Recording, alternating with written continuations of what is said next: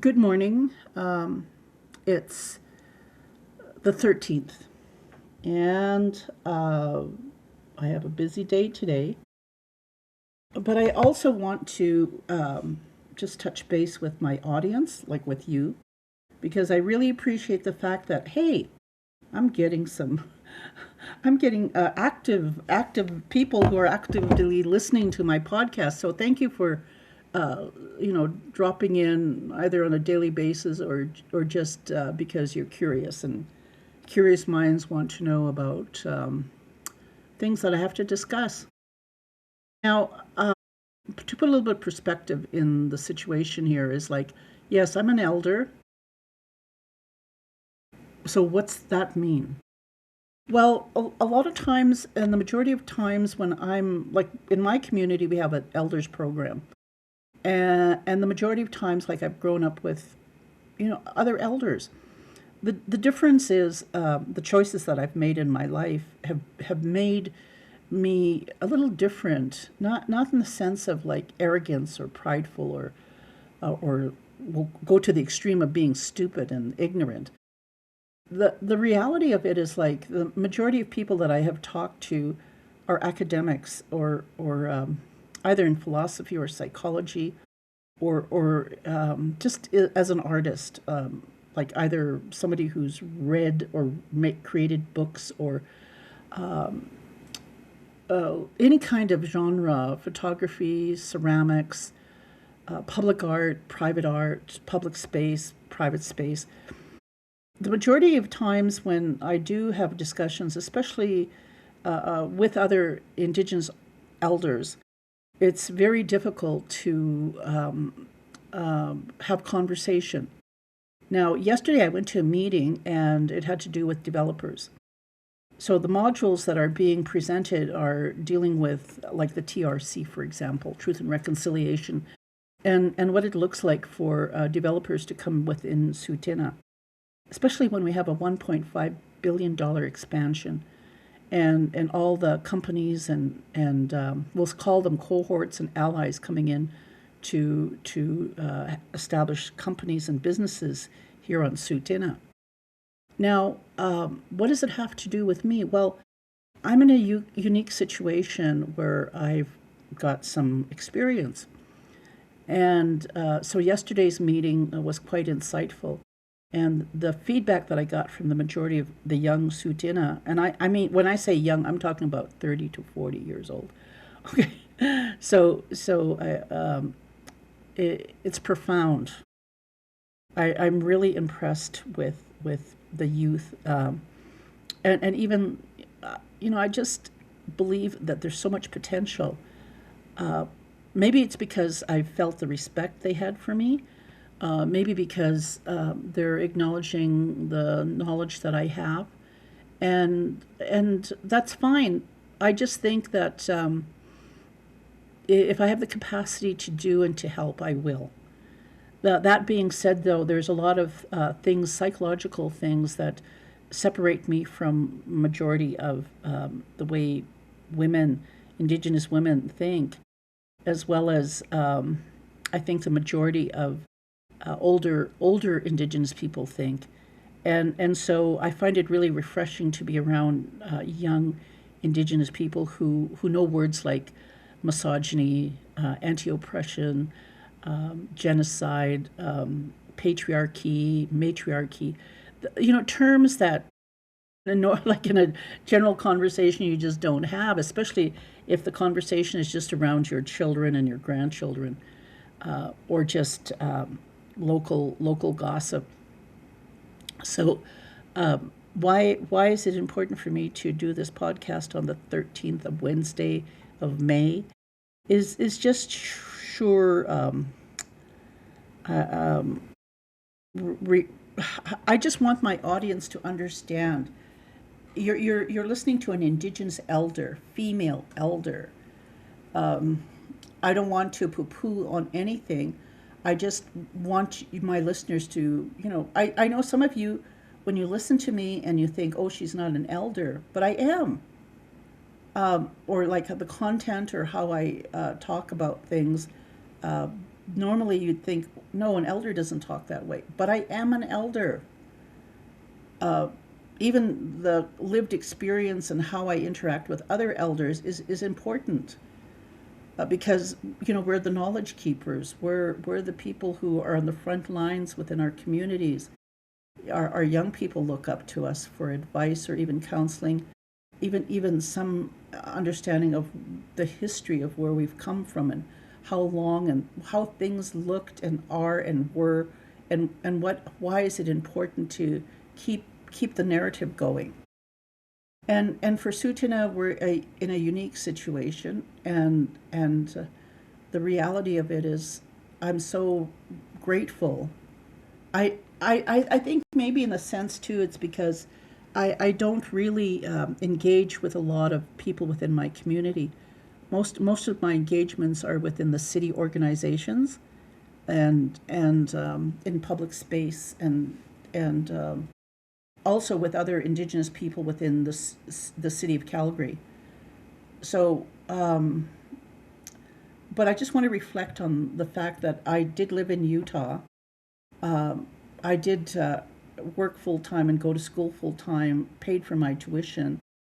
I couldn't do that in Canada because there's just no university towns close by where I could share rent, and pay for my tuition. But I was able to manage in a university town in Utah, and because of that too, it makes my story unique. Unique in the sense that I have a lot of challenges. People say, well, why were you Mormon? Why did you, what possessed you to become Mormon? And that's the reality of it. I try to not deflect, but more I try to have them reflect, self-reflection on, ritual abuse happens in every religion. It's been around since the beginning of time, and I know I've mentioned it a few times in my podcast about ritual abuse. But things that have inspired me, and I wouldn't have been inspired if I hadn't lived in Utah. If I hadn't taken psychology courses or met instructors with PhDs in psychology, people who have had a wealth of knowledge. This whole wealth of knowledge has always been interesting to me, to be associated with someone educated. Now, without even knowing that I'm interacting with other academics, it's a reflection on me that I'm academic. That's why I wanted to do this podcast. I'm an elder, but I'm an academic elder. Part of the critiques that I have on my podcast is to take different segments of it and write a book. Now, there are some things that come with my baggage. There's a lot of social constructs that I deal with on a daily basis, much like any Indigenous elder. A lot of times I think that because I'm an elder, I have this lived experience similar to other Indigenous elders, and the reality of all dealing with Nathan Chasing Horse has really separated me from we'll call it the shaft or the way. This biblical thing, like everything righteous is going to be, it's what's the word? Anyway, it's a biblical thing, and I sometimes the imagery of it just floors me, because in some ways I understand in terms of mental health and boundaries. Some people don't have boundaries, and even prior to going down to Las Vegas, I did a whole bunch of podcasts, and even 20 years ago when I started my blog, the amount of personal growth that I've gone through in self-reflection is, I've been telling people I didn't expect the outcome. I was nice and settled in my nest. It's like somebody came and shook my nest and threw me out of my comfort space. That's why I'm doing this podcast. I think it's not out of vindication or any kind of cruelty. I just believe that a lot of non-Indigenous people really have stereotypes against, for, or towards people like myself. However, the difference is I have a voice. I don't back down. Some people I know within my family, they just say I don't have any fear. Maybe I was born that way. Who knows? But I do know that what I say and how I say things are important for people to listen, because whether or not they know it, and this is the only thing that I say is when someone holds space for me, I have the discourse, I talk it out, I reflect, I ruminate like a cow chewing on their cud. And then finally you go, oh my goodness, I understand the answer. Like I come with this epiphany or this aha moment, like I solved the problem myself.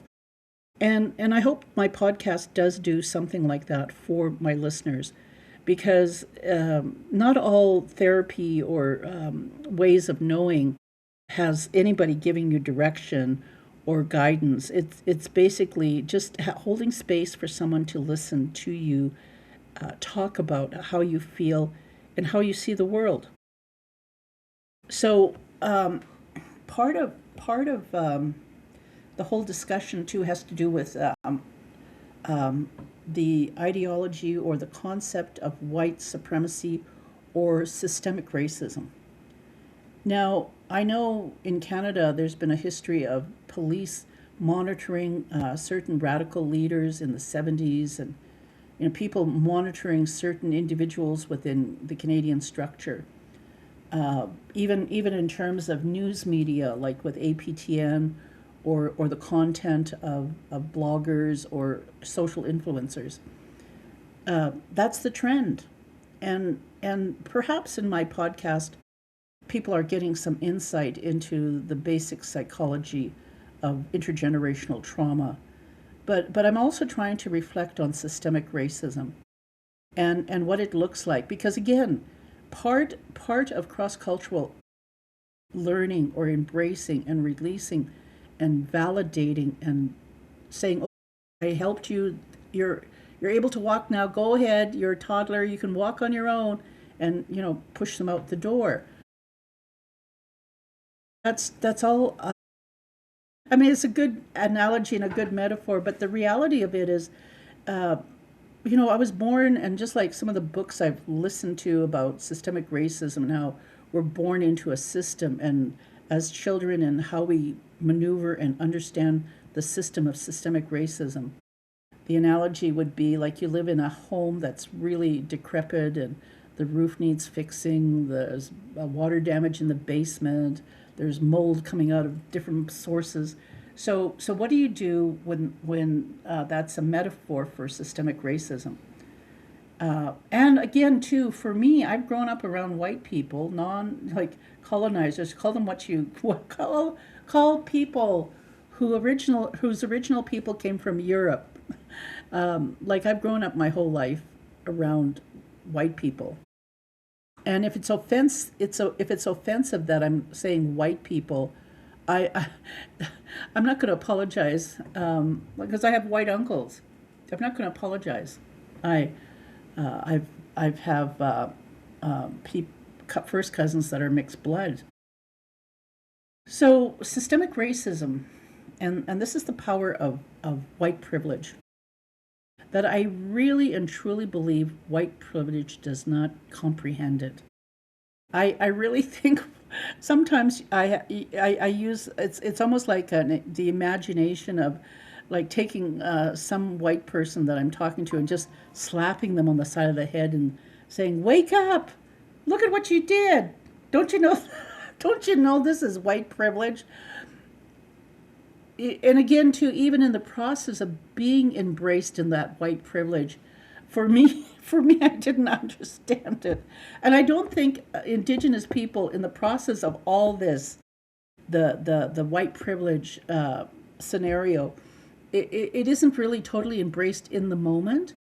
It takes self reflection to step back after after interaction with white privilege. Now, I laugh, and again, I don't mean to laugh. I just find with me when I'm talking about really personal things and things that just like, okay, how come I didn't know? But really, we don't, even if you're a white person and you're involved in Indigenous cross cultural awareness. I don't think when things are happening that you're aware of it too. But for me, here's the definition.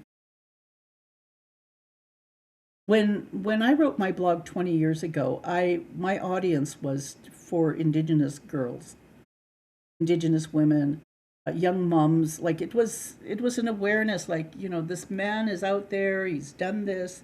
Didn't understand the concept of also the attitudes of Indigenous women towards sexuality and how they perceive sexuality. I was talking with a lady just a few minutes ago, and she says, "Well, Marina, sometimes, as women, we're really bad." She gave an example, like she said, I had already had problems when I was a teenager. She said I had a teacher that was really kind to me. She says, but my mother intervened and said that he had only one thing on his mind. She said she ruined the whatever relationship I had with this teacher because she couldn't see anything nice in it. And again, that's her mom projecting her own issues onto her daughter. Um, Now, again, that's just an example, but the reality of it is, too, when I was approached, like, okay, so Nathan Chasing Horse was arrested, and I had my blog, and I contacted Native Calgarian, and I hardly knew her, and I said, I know you've been doing podcasts and interviews on Nathan Chasing Horse. Can I share my story? And she said, sure. And from there, I think it was probably about a month after he was arrested that I did that because I thought, you know, uh, um, I know a lot of what happened. So we had that discussion, and lo and behold, a white person, a white organization, wanted to write a story on this. Now I didn't know anything, and I still don't. I don't know the power of social media. I only know about social media. So I even the whole process, I'm still foreign to it.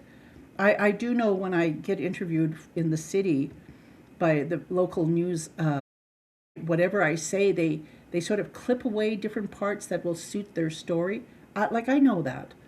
So even that, to trust people with my narrative, and again, I don't have to worry about this on my podcast. Like talking to you, I don't have to worry about somebody taking what I'm saying and twisting my words or anything because this is my narrative. This is who I am. So why am I talking about the Fifth Estate and their interview with me? Because they contacted me, and again too, I don't think they really understood my like how how far back I had been warning people about Nathan. Again too, I had the resources of various people throughout the past 20 years that they could contact, and so I gave phone numbers and information to the investigators to if they wanted to contact these people, hey, contact them because then they'd validate that they had contact with Marina Crane. So so that was a key thing in terms of just giving information to the investigators. Now, in hindsight, like I said, when you're actively involved in stuff, you don't really get to see it. And so after it was, and it took a while, almost 10 months before they actually published it. And there was really no closure because Nathan Chasing Horse's the trial kept on being delayed like for 2-3 years. So there was no closure with the crew that had initially started the documentary. However, it made me think, well, why didn't APTN pick this up? And then I realized, no, it wouldn't have had the same impact as CBC. Well, why CBC? Well, because it's a white organization. It's a patriarchal organization. It's systemic racism validates, the whole patriarchy. And if APTN did a story, it wouldn't have had the same impact because it's white privilege talking about a minority. And for somebody to talk about a minority issue, then they can relate to that white authority because they're white as well. So I hope you understand in terms of my audience, like I'm saying, it wouldn't have had the impact. And the reality of it is, like, even doing my blog, it didn't have the same impact. And so I knew my audience was going to be women of all ages. I did not think, and I knew that the content of my blog had nothing to do with what a white person would be interested in. Because where in the hell would they ever get to meet Nathan Chasing Horse, or who would ever meet any of his victims? So it was, that was just the reality. But the reality of it is, like, all of a sudden, because he was arrested, because a courageous young woman had the courage to write it on Facebook, and for the authorities to look at what she wrote, it just takes invisible helping hands. But the reality of it is, like, even today, when it comes to systemic racism and white privilege, it's so evident. Like my white friend, we were talking, and she says, Marina, she says, I know what you're talking about. And this is from a female point of view. We were talking about, like, my traveling companion, Wachashta. He's patriarchy. He's male energy. And she says, Marina, she says, I worked with a theater group. She said, and there were like 10, like the whole production was all female. So I was doing a critique, and we were, they were on stage, and she, was like being listened to, and, like, she's the authority. She said, Marina, this was an all-female cast.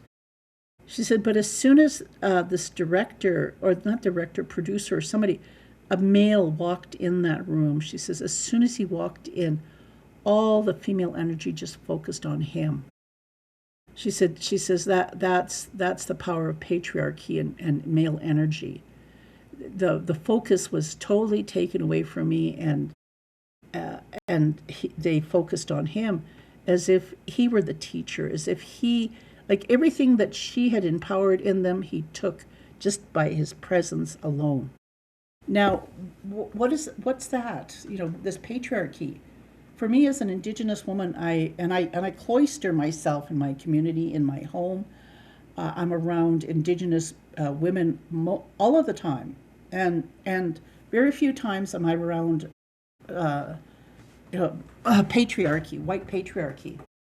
And the last time I was around white patriarchy, who was a really racist young man who didn't want to drive me home from Utah to Canada, and on the way driving nonstop, no conversation, he hit a deer. He didn't even stop to check the damage on the car. He was so enraged that he had this task of delivering me to Canada. So when that was a patriarchy, that was a white man. So I never traveled with a white man other than the one that I went with to Las Vegas twice. Again, what does it have to do with patriarchy and energy? Because, like I said, when you're in the midst of it, when you're in the crux of it, you don't see it. And for me, a lot of times when I tell people I haven't been around male energy, like I'm talking as a female elder, and like just the reality of it. Yes, I do have a good conversation. I do talk. I enjoy when I have talked in audiences where there are academic men, I make it perfectly clear that I'm heterosexual. And I get the odd clap from the odd male. And I'm going, well, of course, we'll stroke your ego once in a while. It's not uncommon for me.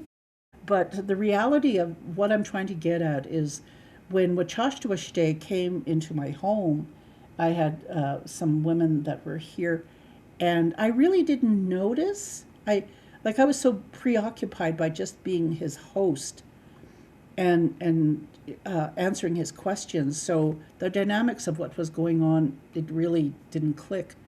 Then when we got to the airport and I had to check in I'm handicapped. I have a wheelchair.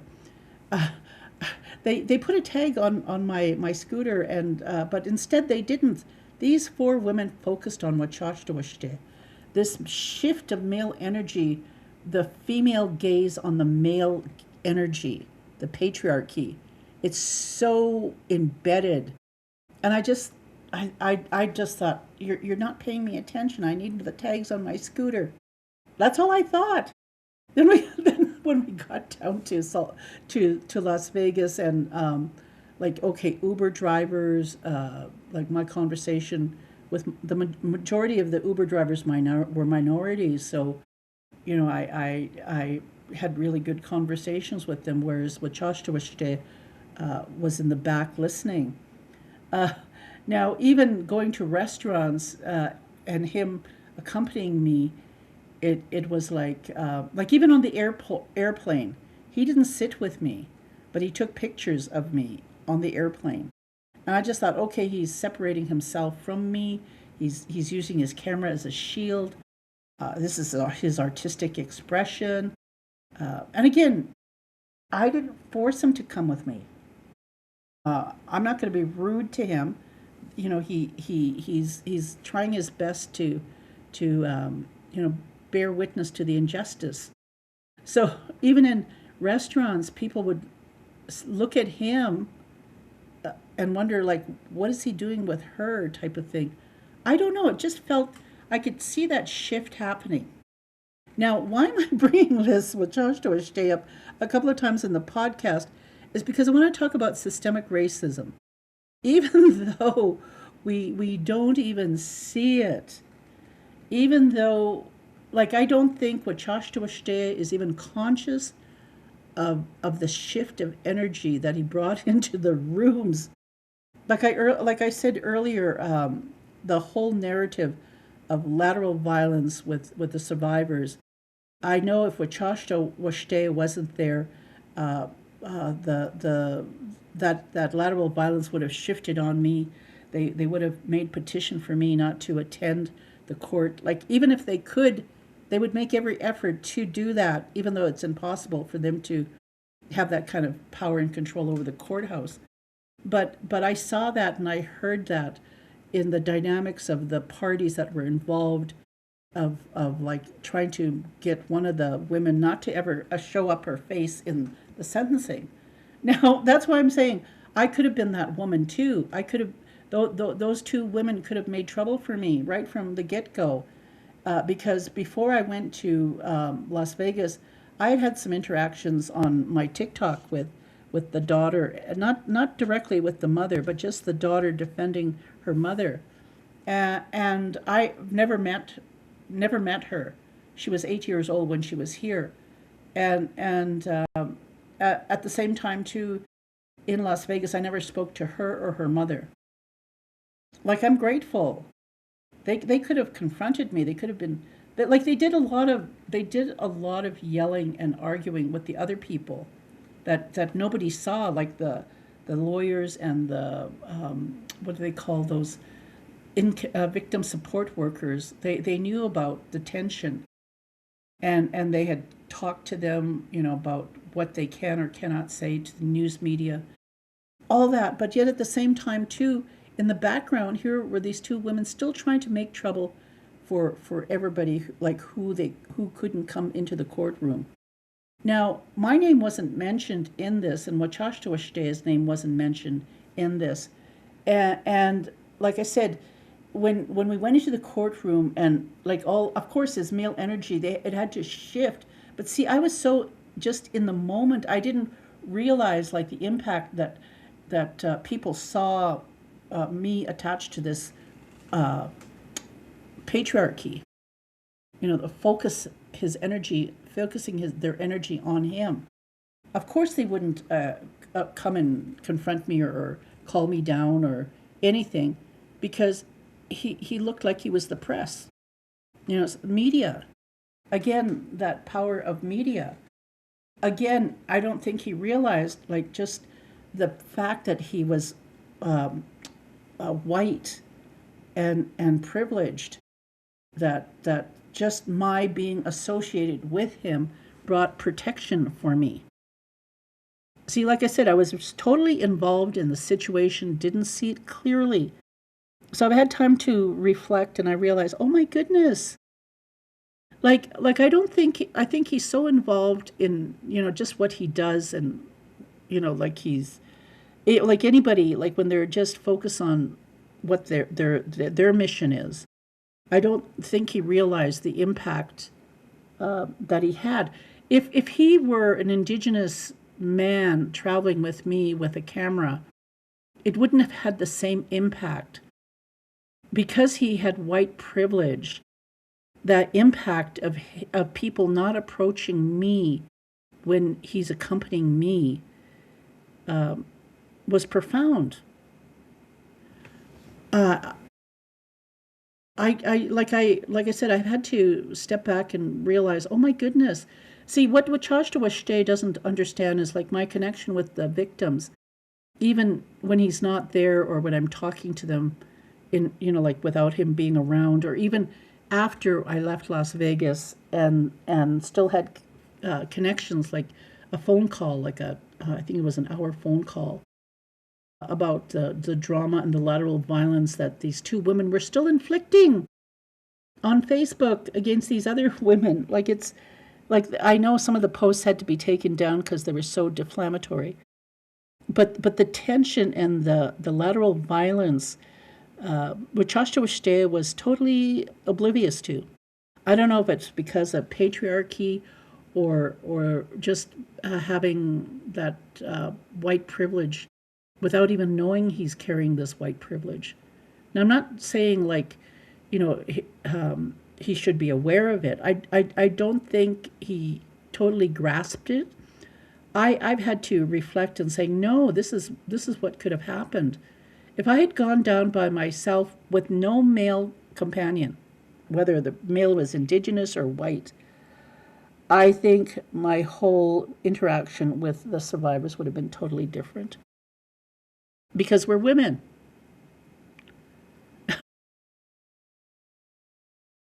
I'm not saying all women, I'm just saying when you're dealing with trauma and you have to heal from all that anger and hate you have in your heart, and you're projecting it onto other people, you're reactive. And I don't blame them for being reactive. I could not even comprehend the trauma that they've experienced under the guise and handling of Nathan Chasing Horse. Like, like for my listeners and how I'm talking about the survivors, this is the how they're coping, and the lack of mental health support is vital. I know victim services there helped as much as they could, but I do know when I had called down to see if there was extra support, and this was just my own, that I was told that there was a lot of cutbacks, and a lot of things that would have been available to victims were not going to be available. Again, I'm grateful that Wachashtuashtay did come with me, but I wanted to validate that systemic racism is real, in the sense that, like I said, the phenomena of him being present in the courtroom changed my whole narrative and how I experienced and saw what was happening with Nathan Chasing Horse. I was there to support the women,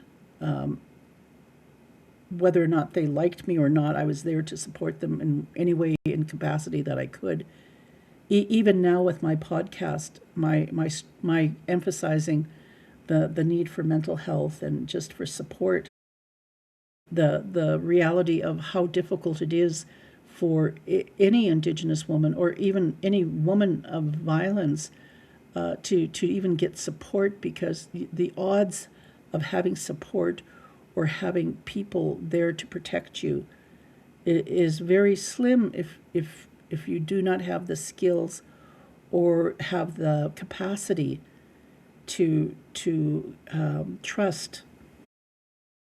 So I'm really grateful that I had this learning experience and to see systemic racism and white privilege. See, this is the whole point. Is like what CBC did, the Fifth Estate, when they did the documentary. That is white privilege. That is white privilege, taking the narrative and interpreting Nathan Chasing Horse the way they did. Now, mind you, they had to put an Indigenous stamp on it, okay? And for me, when I was told that they got an Indigenous person from Ontario to look at the footage and, like just like tokenism, I'm going, oh my goodness, why did you go to Ontario? A lot of this stuff happened in Western Canada. A lot of this stuff happened in, isolated reservations in Western United States. Like, bless the Indigenous hearts of Ontario, Indigenous people. But hello, you've been around systemic racism 100 years. You've had 100 years experience, more experience than Western Canada. Our experience with systemic racism and white privilege is new. Like, I laugh because, I'm 74. Next year I'm going to be 75. Imagine 75 years ago, in my community, the white people, the Indian Asians, we call it infantilization, the whole process. They started building a fence, fencing out the boundaries. Like we used to go all the way downtown in Calgary to get our groceries. That's how small Calgary was as a town. The leaps and bounds of a city that's over 1 million in population now, just the whole phenomena of validating that Indigenous people have some words of wisdom or some contribution to the evolution of, we'll call, Western civilization. It amazes me too that white privilege doesn't realize the impact that they have. It's the same thing with patriarchy. Like I said, this male gaze or this male energy just coming into a room and all the energy shifting to focus on that patriarchy. And again, when I as a matriarch, I'm coming from a matriarchal point of view. I was born and raised in matriarchy. Okay, so that's why I'm talking about systemic racism and I'm talking about white privilege and patriarchy, because in itself, with women who are patriarchs, like follow patriarchy, it's such an unconscious thing that they just focus, they just shift that energy. Whereas, I said you have to be born and raised in matriarchy to see or to understand how Indigenous women have been perceived through centuries. Now, if that's such a foreign concept, I'm coming from an Indigenous elder's perspective. I may be one of the rarer breeds of patriarchs or matriarchs who are talking about patriarchy. A lot of, like I said before in the beginning of the podcast, a lot of Indigenous people, elders, don't talk. They don't talk about matriarchy or patriarchy. They sort of skirt it with different assumptions and different terminology. But the reality of it is it's alive and well for me. Like I said, I'm going to be approaching 75. But the reality of it is there are young women and young men trying to understand matriarchy and patriarchy is something. You know, it's the reality of what we're giving them in terms of legacy. Like even 75 years ago, Maharaj Mahan Gandhi came into Alberta to on train to BC to negotiate the sale of lumber to India. And for whatever reason, he met my grandfather, David Crowchild, whom Crowchild Trail is named after. And just the reality of my political family. And again, my grandmother was Sioux. David Crowchild's wife was Sioux. My grandmother's first husband was Nakota, which makes my father Nakota and Dakota. And my mother, who my dad married from Sioux Valley, Manitoba, is Dakota. So I was raised as a Dakota matriarch, like around matriarchy. It would have been different if my grandmother wasn't Dakota, but I just grew up. I was just raised this way. Even if I'm not like I don't have the Blackfoot or Cree or all the other tribes that have married into Tsuut'ina, my lineage is a little different, and I try to express that in terms of who I am and how I think, even though it's controversial to most people around my age. That's okay. Now, why am I bringing up privilege and male energy? Is because, like I said, I hadn't traveled with a white man. Like, this is the second white man I've traveled with in my life. You might sort of think, oh my goodness, she's lived a sheltered life. No, I've traveled with my brothers, but with their families. But and again too, this is matriarchy. I'm talking about patriarchs. People like if people say, "Oh, you're Mormon," I'm going. That is the most patriarchal religion you could possibly embrace yourself in. Oh my goodness, like yeah, why did I become Mormon? And again, that whole reality of identity. Anyway, when I went, I had said to Wachashtuashte, I'm not letting anybody, even my family, know that I'm going to Las Vegas, because I didn't understand this whole concept of just how women see like they just see women as being. When you're talking about a man, it's like you're actually chasing him. You're invested in pursuing him as a partner. See, that whole concept, I didn't realize was so entrenched in my friends. I just knew that I just knew that I didn't want anybody to know I was going to Las Vegas.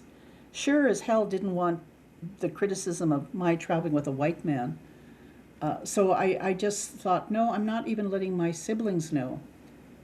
And I had expressed that to Wachashtuashte. I was quite open about it because I didn't really know, why I was doing these things, because I had prepared so much on my podcast in a narrative about like my point of view as a female. I I'm grateful for how I structured it, but at the same time too, I'm talking to my friend from in Montreal who's white. You're like she comes from European stock like Wachashtawishdea. So I said to her, I just can't believe they're like the reality. Uh, I said the comments or even the attitude about like they didn't know I had a white traveling companion, and they still don't. Okay, they still don't unless they're listening to my blog. But I wanted to point that out clearly because um, it's the attitude of their opinion of me that I went down to because I still had some sexual feelings for Nathan Chasing Horse. Again, they thought that before and they still think that today. I didn't really step back and say, oh, they still think this about me? I mean, the only analogy that I can say when I try to confront people to be open-minded, I said that little libido in our brains as human beings, it's not a light switch where you can turn off and on. I said, it's like your menstrual period. Could you turn it off and on during the month? I said, so what possesses you to think that my feelings for men I can turn off and on?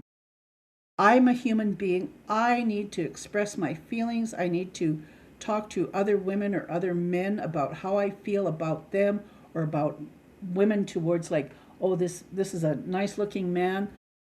Though I said, like, trying to explain to them, do you understand what I'm saying? Can you shut off your menstrual period every month? I said, so why are you projecting it onto me that I'm so horny or so driven that my only focus on male energy, whether it's patriarchy or matriarchy, is for sexual gratification? I said, there's nothing the matter with thinking about a younger man or an older man, whatever age you're at. There's nothing the matter with it. Enjoy the fantasy. But the reality of it is, like, it's fantasy. It's not anything to do with reality. The whole and I have discussions on limerence and fawning and all of that mental health stuff. The basics in boundaries and balance is the reality of, yes, it's important to talk about your feelings because that's part of healing. You shut down and you're afraid that somebody's going to think that you're trash because you have sexual feelings. Like, who brings that shame? Even in healing, you've got to feel that shame.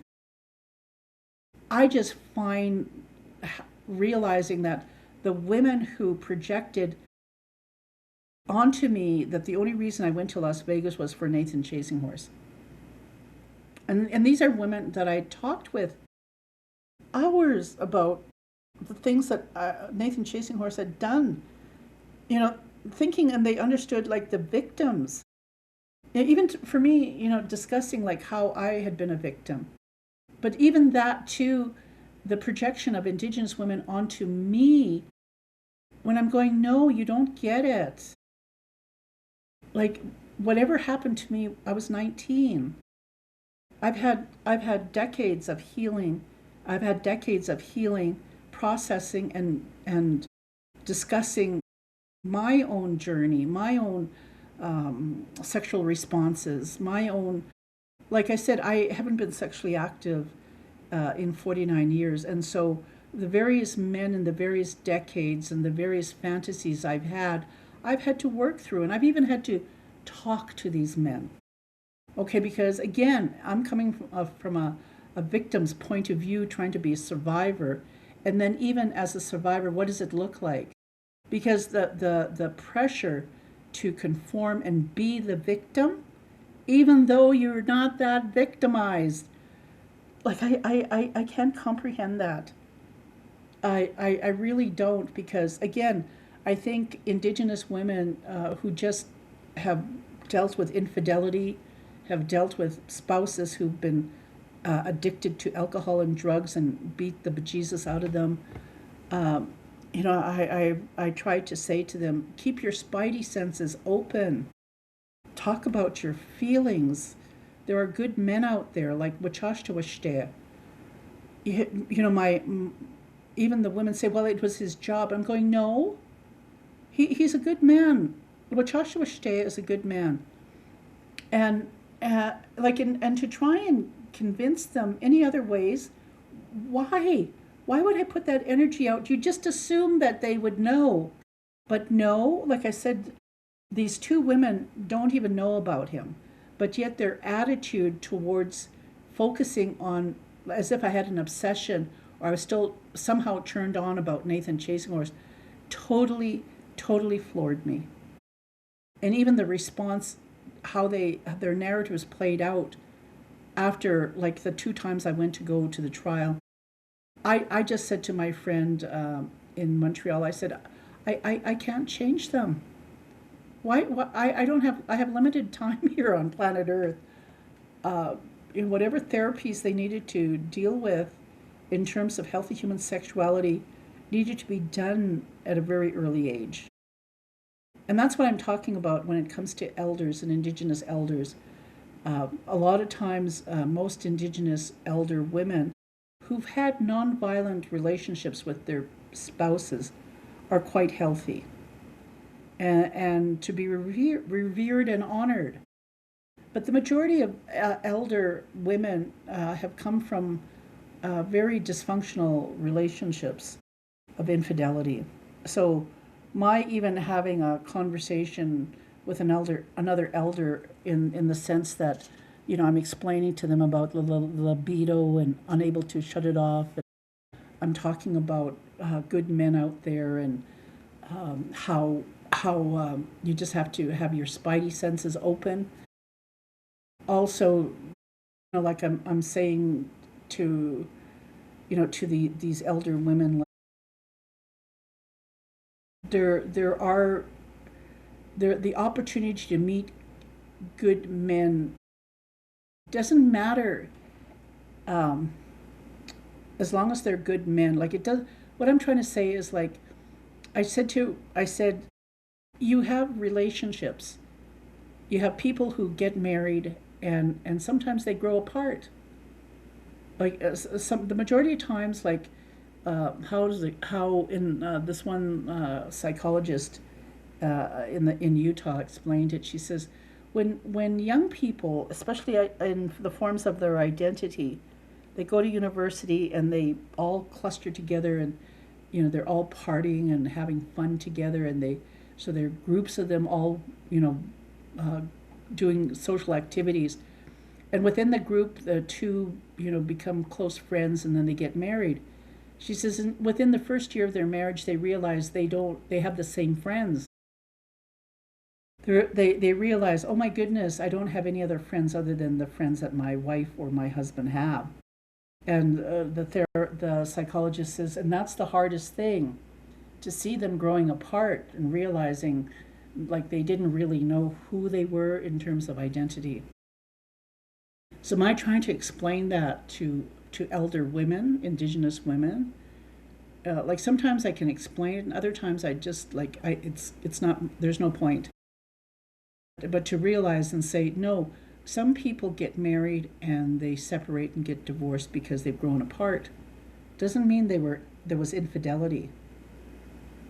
I said, so I said there are good men out there, but if you're closed off and you assume that all men are they're slim pickings, well, how do you determine who is who? What is your standard? Like what? I know the majority of women that I've talked to gravitate to men who've had history of being have infidelity. I mean, it's their choice. It's a safe choice to have an affair with a married man or a married woman. You don't have your feelings hurt. You don't have any commitments. But is that really healthy? Now, I know some of my audience would have a different opinion, but for me, in the land of Oz, following the yellow brick road, you just don't go off the yellow brick road. There's all these analogies and fairy tales about, seeking out intimacy and what intimacy looks like. But as an elder and as a female elder who tries to educate young Indigenous women and even older Indigenous women, and this is the critical part here, it's very difficult to educate older Indigenous women. The majority of Indigenous women, like I've said before, who I've talked with, who are grandmothers, who are young, refuse to be sexually active. And that's their choice. But in the refusal of even seeking or talking about being sexually attracted to someone is like a taboo for them. when I'm going, no, you can talk about it in a safe place because I know you're not going to act on it, but yet they don't. So what does that say when it comes to trust? Trust has a huge, huge impact on our everyday living. How we engage with our own gender, how we engage with the opposite gender, how we engage with anybody who identifies with any other gender. I just wanted to put that out there that for me, the shift of male energy and patriarchy is so obvious when I go into the city or when I'm around patriarchy. I did not understand that until I traveled with Wachashta. I had only met him a few hours before. I never really I never really thought I would spend hours with him, so that like to see and experience that male energy, that shift that happens when we enter into a room or when we're sitting there talking within a group. The privilege of being a white man in an Indigenous environment, he is so not aware of it. I'm not talking about white fragility. I'm not talking about arrogance. I'm just saying that culturally there's a difference there, and you have to understand the difference in order to say, okay. I mean, it's like that whole concept of like men are from Venus and women are from Mars or whatever. The Venus and Mars, I think it's the other way around. But that's reality. Um, the just the whole structure of privilege and systemic racism. It's so overt. It's so, maybe the word isn't right, but it's so, unless you actually see it and talk about it and identify it, then how do you have a discussion on it? I really, I think the majority of people would really admire Wachashta, and they have. You know, he made the effort. He made the effort as a white male privileged man to be in an uncomfortable space. And the shift that I saw, even if he didn't even notice, like I always talk about when I go into the city, I talk about like as if I'm embedded in a sphere of protection without even knowing it. Like I when I reflect back and I know I went into that space without him even knowing it. And again, using his camera, it's like a shield too. So even though he has that shield, I didn't realize that it was an invisible shield for me as well. But he's so comfortable in that space that I don't think he understood the shift. So, I mean, it might seem bizarre, but I do really think sometimes when you're so used to being in Europe or around only white people in tall buildings and fast moving cars and subways and the noise of urban life, that shift is so common in everyday life that you don't even see it because you're oblivious to it. But for me, coming from, I don't hear the city. It rains. I have, a beautiful landscape outside. I live in the country. Um, I'm just grateful of where I live and the peace that I have in my life.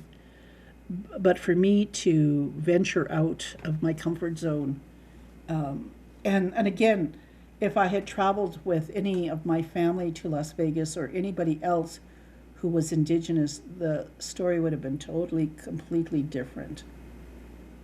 And I think for me, preparation with the podcasts, trying to give a clear understanding of exactly how people behaved in terms of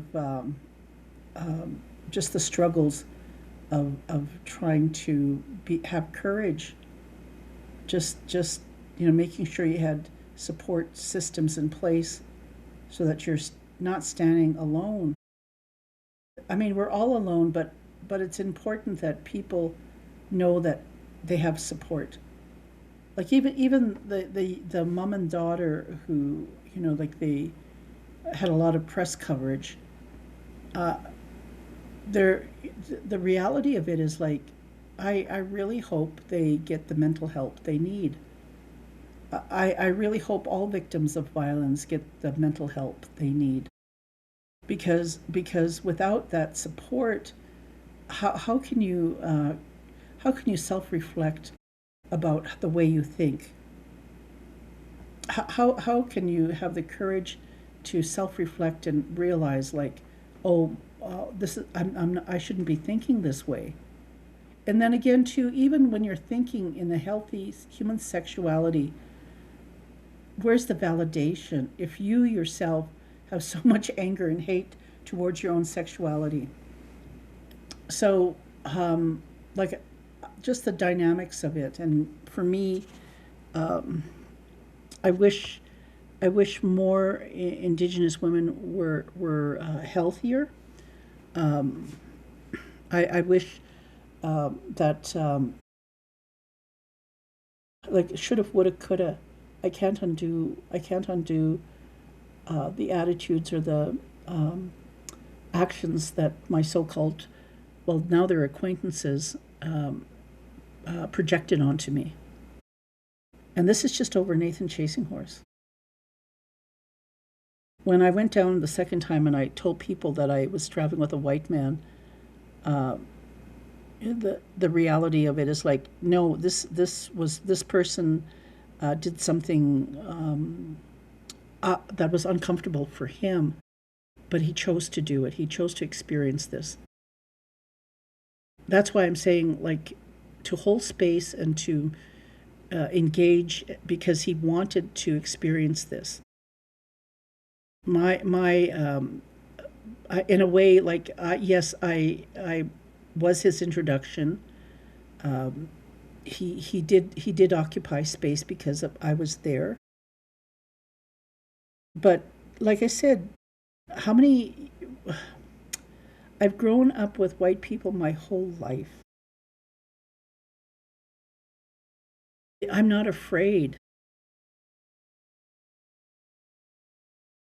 but yet at the same time, it's important to bridge that gap and embrace acquaintances and release those acquaintances, hoping whatever experience they've had is going to be impactful for the rest of their lives. Because when do people have an opportunity to, oh my goodness, the impact that Wachashta had on so many communities because he asked questions. And from somebody who's not even Indigenous. And just like, I don't think those ladies and men who I introduced him to in Las Vegas, the amount of people that he had to have contacted, like, I can't even comprehend that. I just know he did a lot of work, and I don't think he got the kudos from CBC. Um, I don't think he got the kudos from APTN or any other Indigenous organizations. But good people are out there. Wachashta is a good man. And there are good women out there too. I really wanted to emphasize that too, because That's very rare. Like I said, I've grown up my whole life around white people. Sometimes I've had acquaintances too, who I've lost touch with. Like I have one I went to high school with, never even identified as Indigenous, and now, she's got a business and saying she's got Indigenous blood. Well, poo poo. Now I have another a non-Indigenous friend that I grew up with my whole life, but we're not friends anymore. It if people there's a process of white privilege. And the thing is, I think white people have to really be offended by me, because I'm not. There's nothing.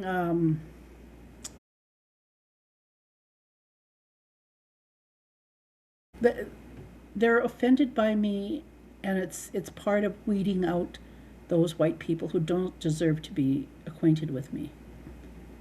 And the white people who've passed the test, I'm acquainted with them.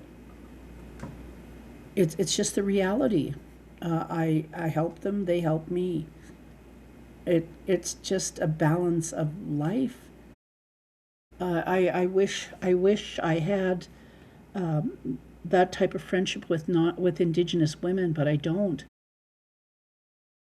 The irony of it is, like, the majority of my acquaintances are Indigenous men, young men. That's the reality. And there are young Indigenous women too who are my acquaintances. So it is changing, but I put it out there. A lot of my podcasts, I talk about my feelings and just the reality of speaking my truth, and how uncomfortable a lot of Indigenous elders cannot process or talk about what it's like.